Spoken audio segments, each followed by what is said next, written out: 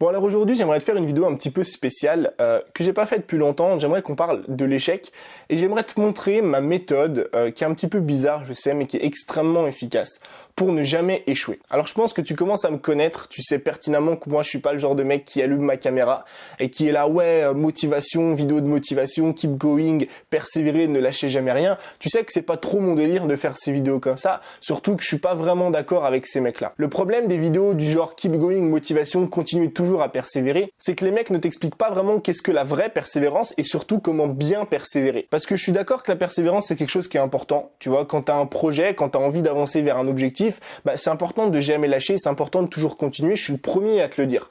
Mais maintenant le problème c'est quoi? C'est que si par exemple t'es sur YouTube, t'as beau faire une vidéo par jour pendant 1 an, pendant 2 ans, pendant 10 ans, si ta vidéo est nulle, si ta miniature est naze, si le contenu que tu mets dedans est pourri, si l'audio et la vidéo sont médiocres, je peux te garantir que la persévérance ça suffira pas pour avoir des résultats.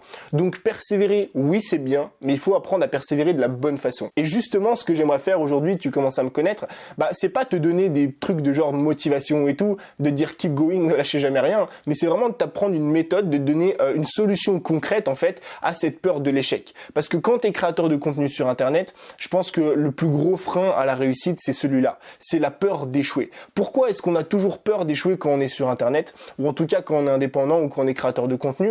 C'est parce que on n'est plus salarié. On est, si tu veux, dans un monde dans lequel nos résultats sont directement corrélés à notre personne. Ça veut dire que les vues que je fais sur YouTube, les ventes que je fais, le chiffre d'affaires que je génère tous les mois, le nombre de clients, le nombre d'abonnés que je gagne par mois est directement corrélé à ma propre personne, à moi. Ce qui veut dire que si j'ai des mauvais résultats, si j'échoue, ça va taper directement dans mon ego. À l'inverse, quand t'es salarié, tu te dis pas la même chose. Si aujourd'hui, par exemple, je sais pas, t'es salarié et t'as pas été productif pendant 1, 2 ou 3 jours de la semaine parce que t'étais pas bien, parce que t'avais pas envie de le faire. Si les résultats de l'entreprise vont baisser, tu vas pas te dire dans ta tête, ah oui, c'est de ma faute. C'est parce que j'ai pas été productif tel ou tel ou tel jour. À l'inverse, justement, quand tu es créateur de contenu et quand tes résultats dépendent de ta personne, là oui, c'est directement corrélé. Et là oui, dès que tu vas avoir un échec, dès que tu vas avoir une baisse de résultats, dès que tu vas pas avoir les résultats que tu espérais avoir, forcément ça va taper dans ton ego et forcément que ça va faire mal. Et moi, je pense justement que la peur de l'échec, elle vient de là. Et que la peur de l'échec, c'est quelque chose qui est extrêmement contraignant, extrêmement présent chez les créateurs de contenu. On a peur de sortir un nouveau produit, on a peur de pas faire de vente, on a peur d'avoir des commentaires négatifs, d'avoir des pouces rouges, on a peur de se lancer parfois. Moi, c'est une peur personnellement qui m'a tétanisé pendant des mois et des mois et des mois. Et justement aujourd'hui j'aimerais t'apporter la solution avec une méthode qui est un petit peu bizarre mais qui marche extrêmement bien pour ne jamais échouer. Alors la première étape de cette méthode, c'est l'état d'esprit du mec qui n'échoue jamais. C'est je pense la chose la plus importante à comprendre. Moi le jour où j'ai réussi à comprendre ça, ça a littéralement changé ma vision de l'échec. En fait j'aimerais te montrer avec une image assez simple que l'échec non seulement c'est pas fatal, mais aussi peut-être que ça n'existe pas. Je sais pas si tu te souviens quand tu étais petit, je sais pas si tu avais le jeu comme ça, moi en tout cas je l'avais. C'était un petit jeu en bois dans lequel au milieu tu avais toujours un carré, un rond, un triangle et il fallait prendre des cubes de cette forme-là, enfin des trucs en bois de cette forme-là et les insérer dans les bonnes formes. Le rond devait aller dans le rond, le carré dans le carré, le triangle dans le triangle. Et à ce moment-là, tu as deux types de personnes. Tu as les personnes qui n'ont pas la bonne mentalité de l'échec et tu as les personnes qui ont la bonne mentalité de l'échec. Les personnes qui n'ont pas la bonne mentalité de l'échec, qu'est-ce qu'elles vont faire? Elles vont prendre le carré,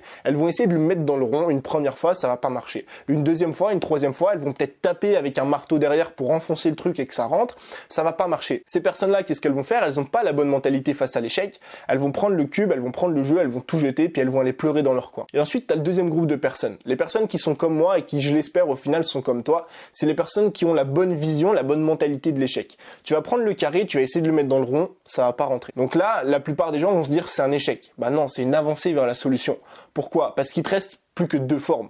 Tu vas prendre le carré, tu vas le mettre dans le triangle, ça va pas marcher non plus. Là, les gens peuvent se dire aussi, ah ouais, c'est encore un nouvel échec, le mec devrait arrêter. Non, parce que pour nous, c'est une avancée vers la dernière solution. Pourquoi? Parce que t'avais que trois formes. T'avais un rond, un triangle, un carré. Il te reste ton carré et la dernière forme, c'est le carré, donc ça rentre et là, t'as gagné. Et donc au final, ce que je veux te montrer avec ce petit dessin, avec cette petite image, c'est que je suis persuadé que l'échec, c'est pas quelque chose qui existe vraiment et qui est fatal. C'est juste une avancée vers la solution. C'est juste une option que tu rayes sur ta fiche et tu vas pouvoir justement avancer vers ce qui va marcher. Si par exemple, je sais pas, aujourd'hui tu es dans la création de contenu, tu essayes une nouvelle vidéo YouTube ou peut-être une nouvelle façon de faire des vidéos YouTube. Peut-être des micro-trottoirs, peut-être que tu vas essayer de te filmer dehors, peut-être que tu vas essayer un montage différent. Et tu vas te rendre compte que ce montage ne marche pas, ou que ce genre de vidéo ne marche pas, ou que même ce genre de produit ne marche pas. Et bien plutôt que de réagir comme les personnes qui n'ont pas la bonne vision de l'échec, et d'aller pleurer dans ton coin en disant j'ai échoué, j'arrête tout, toi tu vas fonctionner avec le nouvel état d'esprit. L'état d'esprit des personnes qui comprennent que l'échec, c'est quelque chose qui n'est pas fatal. Et tu vas tout simplement rayer cette option de ton papier et essayer de changer d'option. Ça veut dire que tu vas rayer cette nouvelle façon de faire des vidéos et tu vas en essayer une nouvelle. Tu vas rayer cette nouvelle façon de gagner de l'argent et tu vas en essayer une nouvelle. Jusqu'à arriver à ce qui te convient vraiment. Jusqu'à arriver à ce qui marche vraiment pour toi, pour ta thématique, pour ce que tu fais aujourd'hui. Donc si j'ai pris le temps pour cette première étape, c'est juste parce qu'elle est primordiale. Le jour où tu comprends que l'échec n'est pas fatal, que l'échec c'est juste une avancée vers la solution, que l'échec c'est juste une nouvelle option que tu rayes pour passer à l'option suivante et avancer vers ce que tu veux vraiment, bah là t'as tout gagné. Ensuite, la deuxième étape pour être sûr de ne jamais échouer, c'est d'hypothéser. Alors hypothéser, ça veut dire quoi? Plus tu vas poser sur papier toutes les hypothèses possibles et inimaginables avec ton projet, avec ce que tu es en train de faire, bah plus tu vas pouvoir te préparer à l'échec, plus tu vas pouvoir te préparer au risque et contrer ce qui risque d'arriver. Je vais te prendre l'exemple d'un mec qui a envie d'aller faire du camping en montagne. C'est quoi le meilleur moyen quand tu vas faire du camping en montagne pour être sûr de n'oublier aucun matériel? Bah c'est tout simplement de poser ton activité sur papier, tout ce que tu vas faire le week-end sur le papier et d'hypothéser ce qui pourrait arriver dans ce week-end-là. Par exemple, tu vas poser sur papier, bon bah dimanche soir, on arrive à la montagne, on pose la tente pour aller dormir. Bah là, tu vas hypothéser, tu vas dire, ok, on va aller dormir, qu'est-ce qui pourrait arriver dans cette nuit à la montagne? Bah peut-être qu'on va avoir froid. Bah à ce moment-là, tu vas emmener des sacs de couchage ou des couvertures. Peut-être que là-haut, il y a des moustiques. Bah à ce moment-là, tu vas amener, tu vas noter dans ta feuille, dans ta liste de courses, acheter de la bombe pour moustiques. Ensuite, tu peux te poser la question, imagine qu'on n'arrive pas à faire du feu. Tu vas hypothéser le fait que tu n'arrives pas à faire du feu. Bah à ce moment-là, ça va te faire acheter un allume-feu. Tu vas pas arriver avec ton pauvre briquet et essayer de l'allumer comme ça alors qu'il y a plein de vent, donc au final, te retrouver sans feu toute la nuit. Ce que je veux te montrer, c'est que dans ton business et dans ta création de contenu, plus tu émets des hypothèses sur ce qui peut se passer quand tu vas sortir ton prochain produit, quand tu vas sortir ta prochaine vidéo, quand tu vas lancer ton prochain coaching, quand tu vas faire quelque chose de nouveau, tu vois, ou quand tu vas répéter quelque chose, plus tu peux hypothéser ce qui risque d'arriver, plus tu vas éliminer les échecs possibles. Et moi, ça, c'est un truc que je fais assez régulièrement et que je te conseille vraiment de faire pour éliminer tous les échecs possibles. Ensuite, la troisième étape, c'est d'appliquer la méthode RAZ. RAZ, c'est quoi? C'est remise à zéro. En fait, tu vas faire un RAS de ta personne et de tes connaissances. Alors, qu'est-ce que j'entends par là? Le truc, c'est que aujourd'hui, quand tu poses un plan sur papier ou quand tu définis une stratégie, tu définis cette stratégie par rapport à tes connaissances actuelles, aux connaissances que tu as aujourd'hui. Par exemple, tu es dans la photo, tu te dis, bon bah voilà, moi ce que je vais faire, c'est que je vais faire tel genre de vidéo YouTube, je vais sortir tel genre de produit, je mets ça sur papier et je vais faire ça pendant les 6 prochains mois, pendant les 12 prochains mois. Ta stratégie à l'heure actuelle, elle est bonne. Pourquoi? Parce qu'elle est en rapport avec tes connaissances. Mais le problème, c'est quoi? Le problème, c'est que plus tu vas avancer, d'accord, dans le temps, plus tu vas avancer vers tes objectifs, plus tu vas affûter tes connaissances, plus tu vas apprendre de choses et plus tu vas être en mesure justement d'affiner une meilleure stratégie. Et combien de personnes je vois mettre en place une stratégie au tout début de leur lancement et ne pas la toucher pendant près de 12 mois. Beaucoup trop de personnes. Et malheureusement, c'est ce qui risque de t'arriver si aujourd'hui tu fais pas de remise à zéro. Une remise à zéro, c'est quoi? C'est juste que tu vas reprendre toute ta stratégie de A à Z à peu près tous les 60 jours.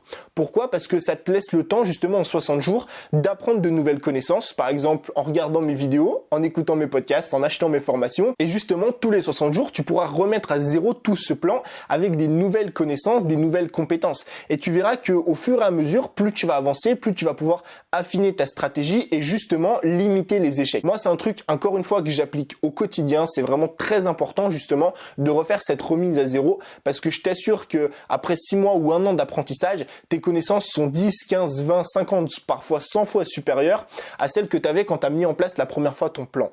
Et c'est ça le problème, c'est que si tu gardes le plan que tu avais initialement quand tu n'avais aucune connaissance, bah tu risques de freiner énormément tes résultats et d'augmenter le risque d'avoir un échec. Et ensuite, la dernière étape, c'est de se fixer une marge de sécurité. Alors, ça, c'est un truc qui m'a été inspiré des personnes qui font beaucoup d'investissements et de ma propre expérience dans les jeux d'argent. Alors, je suis pas du tout un grand joueur d'argent, c'est juste occasionnel, je joue parfois 20, 30, 50 euros, tu vois.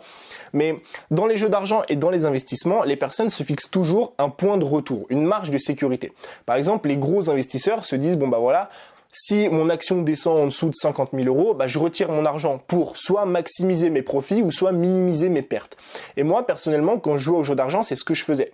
Ça veut dire que je commençais à miser 50 € et je me disais, bon bah, si j'arrive en dessous de 20 €, eh ben, je commence à retirer et puis j'arrête de jouer. Comme ça, je minimise les pertes, ou à l'inverse, tu peux aussi placer une barrière qui maximise tes profits. Pourquoi c'est important de faire ça? Parce que tu vas souvent être lié émotionnellement aux actions.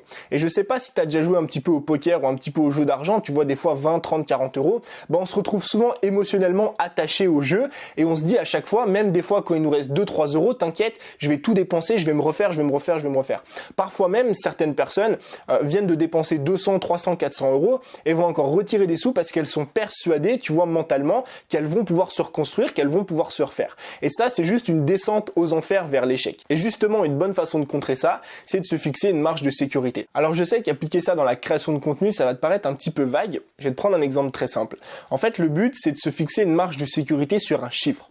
Cette marge de sécurité, elle n'a pas pour but de dire que tu as échoué, elle a pour but de dire, ok, là, ça commence à être dangereux, il faut commencer à modifier la stratégie, ou il faut commencer à apporter quelque chose de différent. Moi, ce que j'aime bien faire, ok, et ce que toi, tu peux faire dans ta création de contenu et dans ton business, c'est de te fixer une marge de sécurité sur les ventes. Par exemple, tu dis, ok, moi, ma marge de sécurité sur les ventes, elle est de 5 ventes par produit. Si par exemple, tu fais pas beaucoup de ventes aujourd'hui, que tu as 500, 1000 abonnés et que tu fais 5 ventes par formation, bah tu dis, moi, ma marge, elle est à 5 ventes. Si je vends au-dessus de 5 produits à chaque fois que je sors une formation, c'est très bien, je continue dans ce sens-là, je garde ce même système.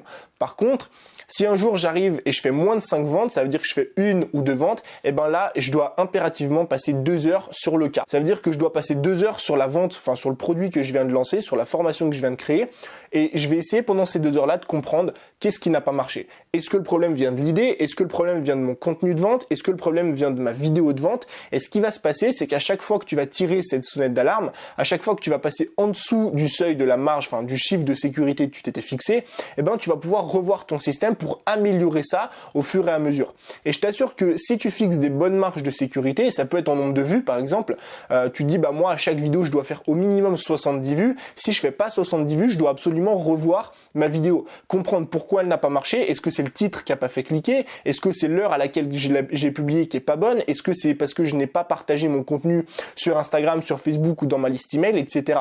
Et la marge de sécurité, c'est un truc qui sur le long terme peut vraiment t'améliorer des résultats. Donc voilà en gros comment aujourd'hui je fais pour ne jamais échouer. Il faut bien que tu retiennes ces 4 étapes. La première étant la plus importante, c'est de différencier l'échec d'une avancée vers la réussite. Et le jour où juste tu as changé cet état d'esprit et que tu comprends que un échec c'est un pas vers la réussite ou c'est une option que tu rayes sur ta liste, bah je t'assure que ta relation avec l'échec va changer et que tu vas avancer beaucoup plus rapidement. Une fois que tu as changé cet état d'esprit, tu as la deuxième étape, je te le rappelle, c'est d'émettre des hypothèses. Ensuite, la troisième étape, c'est de faire à peu près tous les 60 jours une remise à zéro de ta stratégie avec les nouvelles connaissances que tu as pour pouvoir justement affiner et on va dire éliminer les échecs. Et la quatrième étape, c'est de faire tout simplement ce que j'appelle, enfin de te mettre ou de te fixer une marge de sécurité. De dire en dessous de 50 vues, je dois revoir ma vidéo. En dessous de 5 ventes, je dois revoir ma formation. En dessous de 1000 € par mois, je dois revoir ma stratégie. Je dois comprendre qu'est-ce qui s'est passé. Plus tu vas mettre ça en application au quotidien, plus tu vas réduire tes chances d'échouer. Et je t'assure qu'aujourd'hui, si tu réduis tes chances d'échouer, bah forcément, t'augmentes tes chances de réussir. Donc voilà, c'était une petite vidéo que je voulais te faire. J'espère que ça t'a plu. N'hésite pas à me le faire savoir juste en dessous. Moi, je te dis à la prochaine pour un nouveau contenu. Ciao!